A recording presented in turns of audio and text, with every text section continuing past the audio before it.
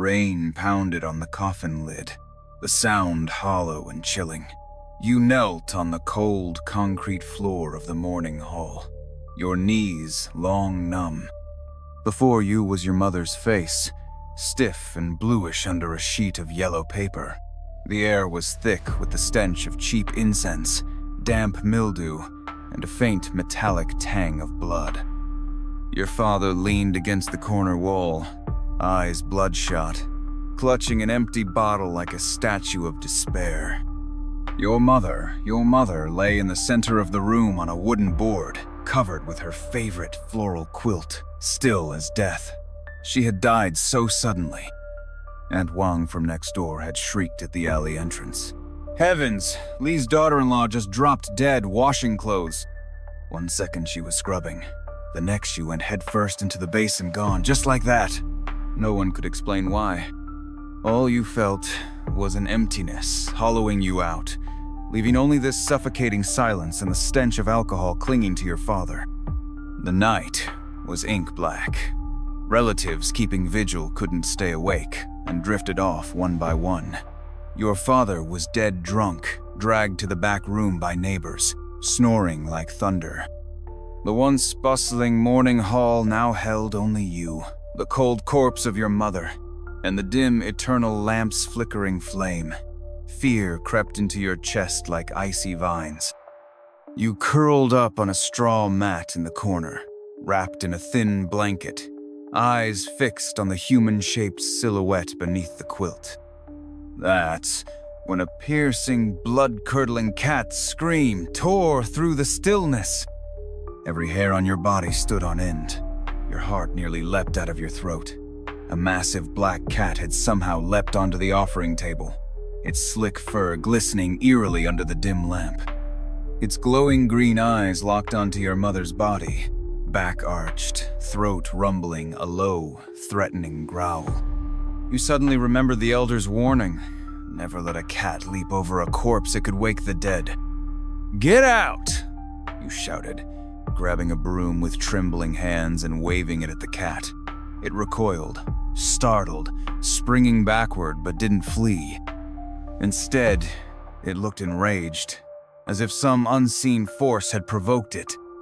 With a powerful kick of its hind legs, it soared through the air like a bolt of black lightning, leaping cleanly over your mother's quilted body and landed silently on the other side. Time froze. Your blood turned to ice. Your eyes bulged as you stared at your mother's face, still covered by the yellow paper. 1 second, 2, 3. All you could hear was your ragged breathing and the faint crackle of the eternal lamp's wick. The black cat glanced at you with disdain, then vanished into the shadows of the room. Your body went limp with exhaustion. Was it just your imagination? A coincidence? You were just starting to breathe easier when a soft, unmistakable ripping sound fabric tearing broke the silence. You whipped your head around, heart gripped by an icy fist. The yellow paper covering your mother's face had split right down the middle. The edges were jagged, as if clawed open by something invisible. The dim lamplight filtered through the tear, casting a faint glow over the bridge of your mother's nose, and beneath it, a bottomless darkness. No, impossible. You must be seeing things. You rubbed your eyes hard, but in that instant, something even more terrifying happened beneath the quilt. Your mother's body moved. Just a slight rise, barely perceptible but definitely real. The folds of the blanket shifted. "Mom?" you whispered, voice so faint even you could barely hear it, quivering with tears and desperation. No response, just the dead silence. Every bone in your body cracked from the tension. You wanted to run, but your legs were lead, nailed to the floor. You could only watch, helpless, as the body beneath the quilt rose again, this time higher. The blanket visibly arched, then slowly settled back down. A faint, dry, wheezing sound, like bellows struggling for breath, rose from beneath the quilt. It wasn't human breathing. It sounded like something choking, greedily sucking in air. Corpse resurrection! The horrifying thought slithered into your mind like a viper, swallowing your sanity. You screamed and scrambled toward the back room, crawling in terror. You slammed the door shut, fumbling the bolt into place, pressing your back hard against the wooden panel as if hell itself lay beyond it. The wheezing sound stopped. Silence returned, heavier than before. More dreadful than the noise.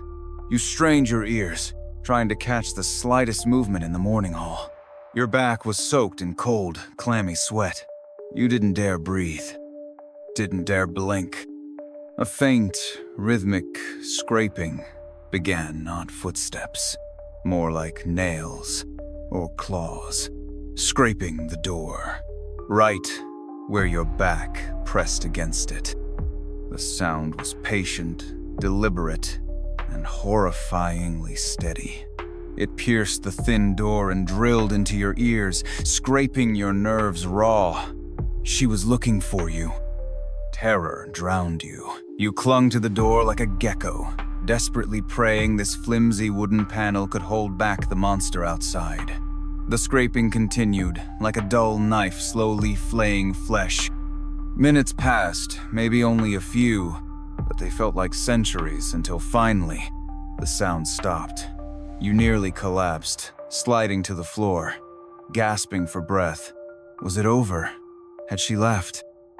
Summoning all your courage, as if pulled by invisible strings, you crept toward a tiny crack in the door, formed over years of decay.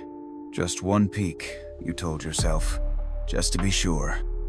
The moment your eye reached the gap, your breath caught. Outside the crack, an eye, a massive, murky yellow eye with a slit pupil pressed right against the gap, peering in, ravenous and unblinking. That was no human eye, cold, lifeless, full of animalistic hunger. Its gaze stabbed through the gap, piercing into your soul. "Ah!" you screamed, hurling yourself backward. The back of your head slammed into the edge of the bed frame. Everything went black. You woke up shivering. Dawn hadn't come. The room was pitch black. Your head throbbed. The terror flooded back. The morning hall? Your mother?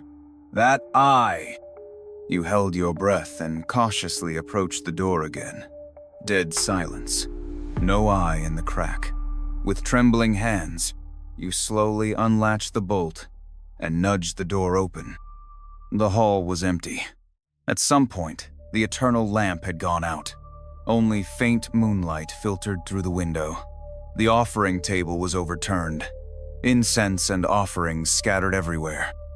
But what stopped your heart on the doorboard where your mother had lain was nothing. She was gone. The quilt was tossed aside, crumpled. Only a faint, damp, human-shaped imprint remained, glowing eerily in the moonlight. Where did she go? Panic and a strange, wrenching grief tore through you. That was your mother. Even if she had become a monster, where was she? Would she hurt someone? Or did she want something? You remembered how tenderly she had cared for you in life. Pain stabbed your chest. In a surge of madness, you grabbed a candle, lit it, and with what little courage you had left, stepped out into the ruined hall. The place was a wreck. You held up the candle and carefully inspected every corner. No blood, no signs of struggle. Your eyes scanned the cold stove, the cluttered corners, and stopped at the old cupboard by the wall. Its bottom shelf, usually filled with bowls and odds and ends, now stood slightly ajar. A faint, sweet smell wafted from within one you knew too well. Honey sponge cake, the old-fashioned kind, wrapped in paper and glistening with grease, your favorite childhood snack. Every time you were sick or crying, your mother would magically pull one out to cheer you up. That cheap honey and oily scent was etched into your memory. Your chest tightened. A mix of sorrow and dread welled up.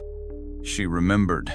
As if possessed, you stepped slowly to the cupboard, hand trembling as you pulled the door open. The candlelight illuminated its depths. No bowls inside. Only a single honey sponge cake, carefully wrapped in oiled paper, resting at the center. Beside it, your mother's black cloth shoes from earlier that day. The soles were soaked in fresh mud and water. She went out in the rain. Just to get you that cake? A chill raced from your heels to your skull, quickly drowned in an overwhelming grief so absurd it hurt. You stared at the cake, at the muddy shoes. Your stomach twisted. Tears streamed down your face. Was it fear? Was it sorrow? Or the bone-deep horror of a mother's love twisted by death? You couldn't tell. All you knew was that the mother who lay on that doorboard was truly gone. What returned was something else, something that remembered your favorite snack but reeked of death. You slammed the cupboard shut, as if it held the gates of hell. You slid to the floor, back pressed against the cold cupboard. The candle fell and went out. Darkness swallowed you in the sweet-smelling sponge cake. You curled up in the shadows and cried silently. A crushing sense of helplessness engulfed you like an icy tide. What now? Tell your father? Would he believe you or go mad? Call the police? What would they do to your mother? Fear and confusion nearly shattered you. Dawn finally broke. The rain had stopped, but the sky remained heavy and gray. Voices stirred in the alley. Forcing your numb body upright, you gathered the scattered offerings, straightened the table, and relit the eternal lamp. Your mother's disappearance had to be kept secret at least until you figured out what to do. When Aunt Wang came by to offer condolences, you told her your father had been too grief-stricken and had sent her off last night, burying her early. Aunt Wang eyed you suspiciously, then glanced at your father, passed out drunk on the Kang, and muttered something about poor child and such a tragedy before leaving without pressing further. The day passed in a daze. Relatives and neighbors came and went, a somber mood blanketing the tiny courtyard. You moved like a puppet on strings, responding mechanically while your mind remained on edge. Your eyes kept flicking toward the tightly shut cupboard, and you scanned every corner with growing wariness. When your father finally woke, he simply sat there with red-rimmed eyes, saying nothing. He didn't question the early burial, as if his soul had been drained as well. That eerie calm made you even more uneasy. As night fell again, you saw off the last few neighbors. The courtyard was left with just you and your silent father, who still sat on the doorstep, staring blankly into the empty morning hall. Exhausted and terrified, you only wanted to crawl under your blanket and pray for a quiet night. But just as you were about to head inside, a faint, familiar scraping sound returned. This time, it wasn't from the morning hall's door, it came from the courtyard gate, from outside. As if someone were dragging fingernails, slowly and patiently, across the rough wood of the gate. Your blood surged to your head, then drained instantly. Your limbs turned ice cold. Your father suddenly looked up, bloodshot eyes filled with confusion and a flash of post-drunken rage. "Who's there?" he barked hoarsely, staggering to his feet. He grabbed the wooden door bar propped against the wall and marched toward the gate. "Dad, don't open it!" You screamed in panic, lunging to stop him, but he shoved your hand away. The alcohol and his grief had stripped him of reason. "Fuck this! What bastard's pulling spooky shit in the middle of the night?" he cursed, yanking the latch open. The gate creaked as it opened. No one was there.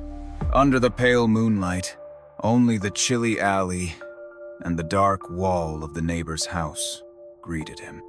Holding the door bar like a weapon, your father leaned out and looked around warily. "Come out! I dare you!" he shouted. The alley only echoed his fury. You huddled behind him, heart pounding, eyes fixed on the ground. Just outside the threshold, in the wet mud, were clear footprints, but they weren't human.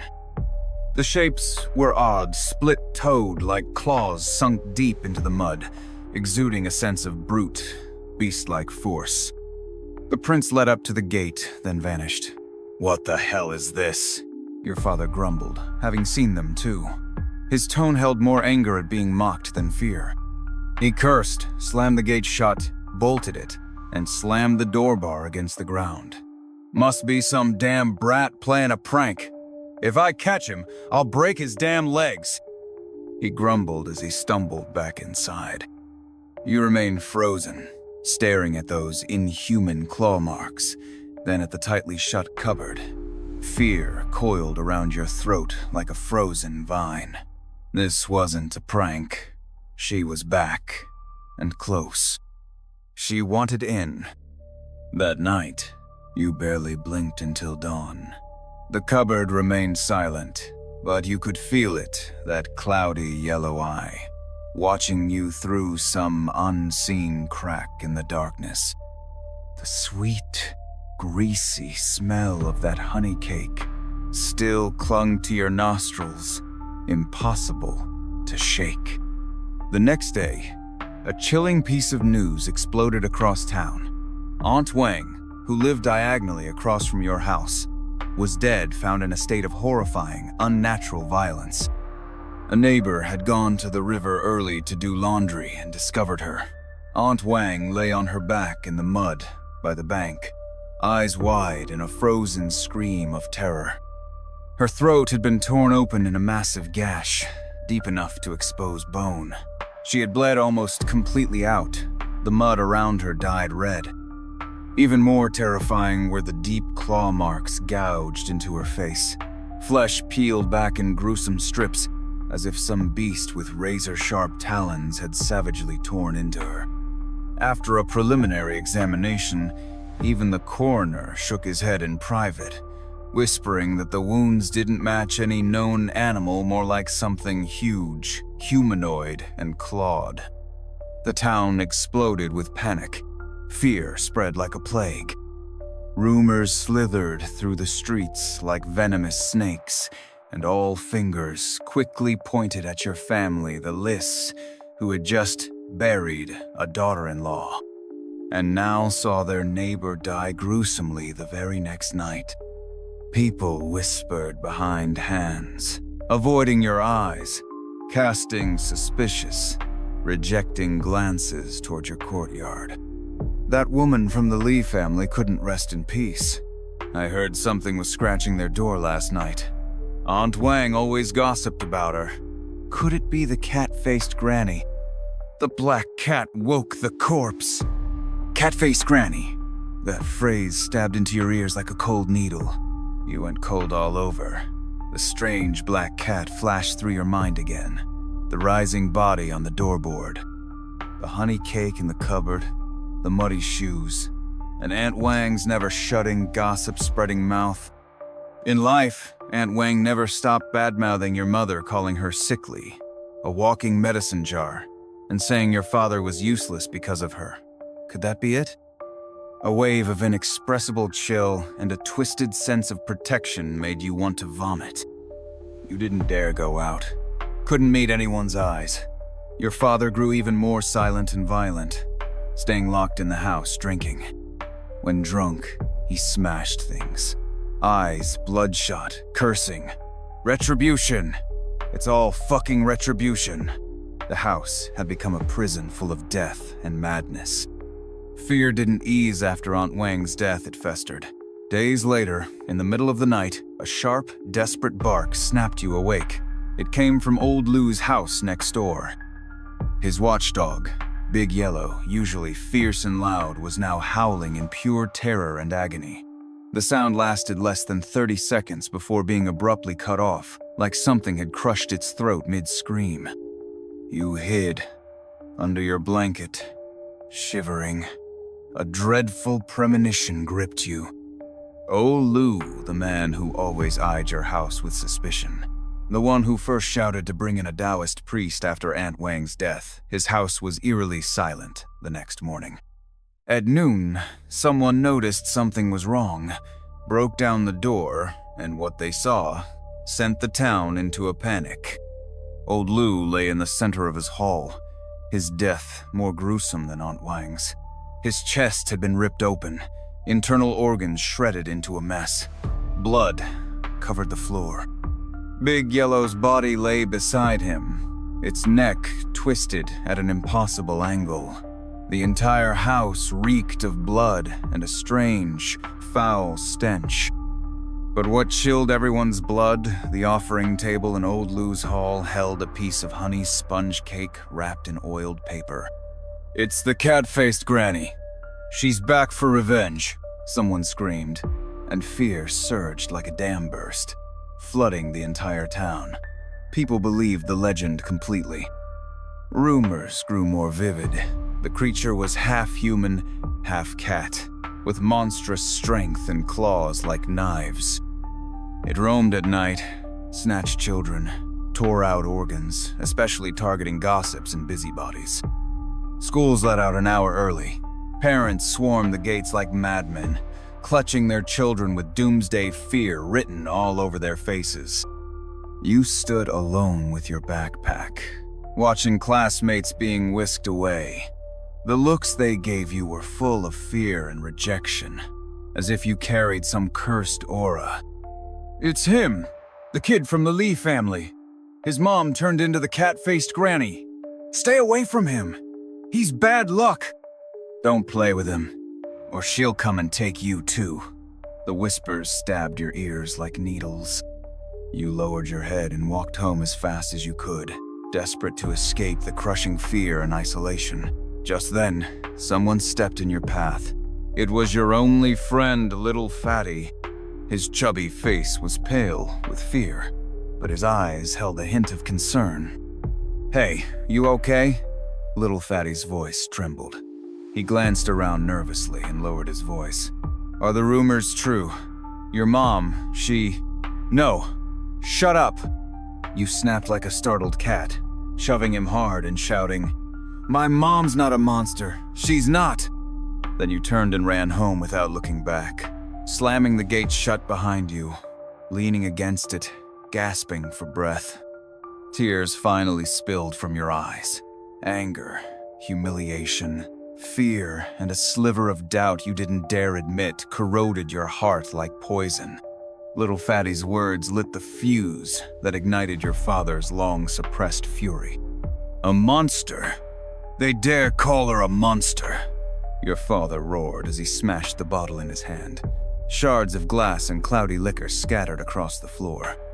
His eyes were bloodshot, his breath ragged, pacing like a caged beast in the cramped morning hall. "Your mother is not a monster. She's not. It's them. Those bastards drove her to this. They're the ones who should burn." He grabbed the thick wooden door bar behind the door, hefting it like a club. "I'm going to find them. Anyone who dares say another word, I'll crush their skull." "Dad, don't go," you cried, clutching his leg in fear. "It's dangerous out there. Aunt Wang and Old Lu—" You couldn't finish the sentence. "Get off me!" your father shouted, kicking you away with shocking strength. Like a man possessed, he yanked the bolt and flung open the courtyard gate. In that very instant, a black shadow dropped from above the doorframe faster than a ghost, trailing a reeking gust of blood and decay, lunging straight at your enraged father. "Dad!" you screamed, your voice tearing from your throat. Your father reacted fast, bellowing and instinctively swinging the heavy club upward. Thud! A dull, leathery sound echoed it had hit something solid. "Arr!" A scream not human pierced the air. Shrill, agonized, like a cat having its tail stepped on, or a dying beast in its last agony. The black figure reeled backward, stumbling to the ground. In the dim outdoor light, you and your father finally saw it clearly. Vaguely humanoid, it wore the same faded blue-gray blouse your mother had been buried in. But her body was hunched in a grotesque pose, crawling on all fours like a massive feline predator. And her face, God, her face. It had twisted into something inhuman. Her skin was corpse gray, wrinkled and blotched with eerie dark patches. Her nose had collapsed, and her mouth stretched into an impossible grin, bearing 2 rows of yellowed, jagged fangs. Her clouded yellow eyes had slit pupils, cold as a blade. They locked onto the club in your father's hands, the one that had hurt her. Her hands or claws had grown long, black, curved like sickles, glinting with a metallic sheen. You could still hear the whoosh of air they'd cut through as she struck. A cat's face. It really was a cat's face. More grotesque and terrifying than the stories, but unmistakably the creature whispered about as the cat-faced granny. Your father stood frozen, club raised, his face twisted with disbelief, terror, and soul-crushing despair. This was his wife? The gentle, soft-spoken woman who once shared his bed? Coffin? He stammered, his voice trembling with one last desperate hope. The response came as a threatening, guttural growl from the monster's throat. She had recognized him and the club that hurt her. She crouched low, back arched. Her clawed hands, caked in mud and some dark fluid, scraped anxiously at the ground. Her growl deepened. Her yellow pupils fixed on your father, burning with hatred and a savage intent to kill.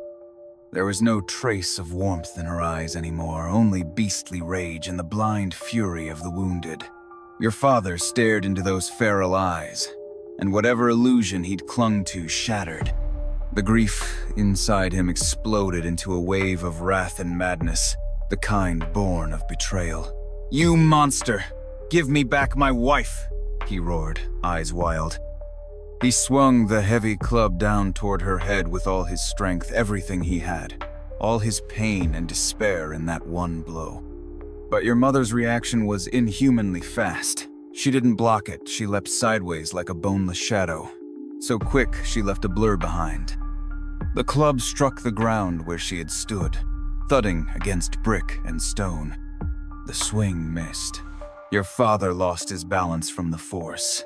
In that brief moment of exhaustion, before he could regain his stance, she struck.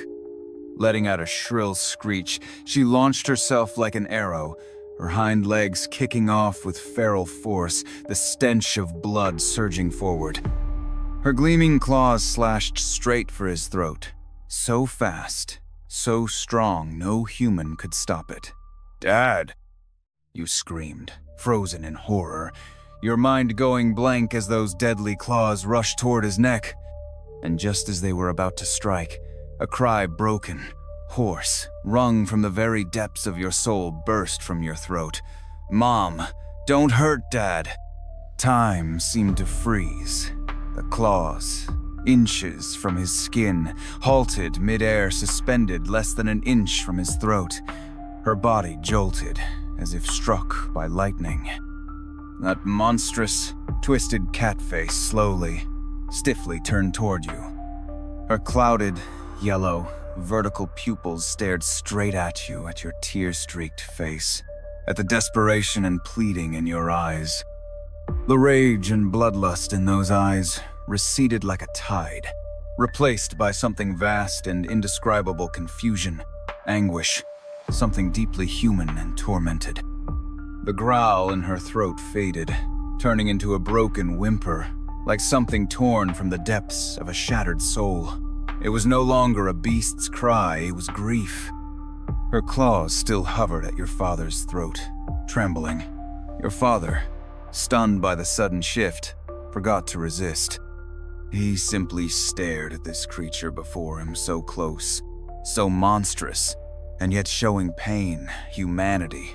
The absurdity, the overwhelming sorrow nearly made him collapse.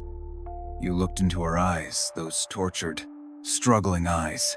You saw the claws frozen above your father's throat, your heart clenched, shattered. And then you remembered the honey sponge cake in the cupboard.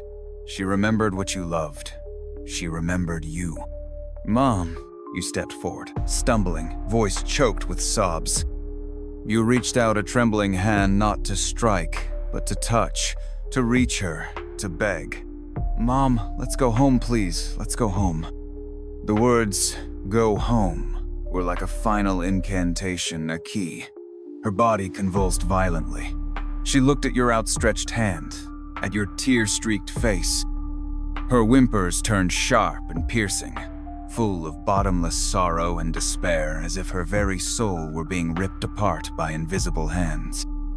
Then, in a move no one could have predicted, she abruptly withdrew her claws from your father's throat. So fast, the air whooshed. She didn't look at him, didn't look at you. Instead, she threw her head back and let out a scream, long, shrill, and filled with every ounce of pain and defiance she had left. Before the cry even ended, her body blurred into shadow. With impossible speed, she barreled through the half-open courtyard gate and vanished into the darkness beyond. All that remained was a courtyard steeped in silence, the lingering reek of blood, your father crumpled to the ground, and you frozen, arm outstretched, tears pouring down your face. Your hand still reached toward the space where she had vanished. Your fingers were cold, grasping nothing. Only that heart-wrenching scream echoed in the dead night and deep within your soul, reverberating long after she was gone.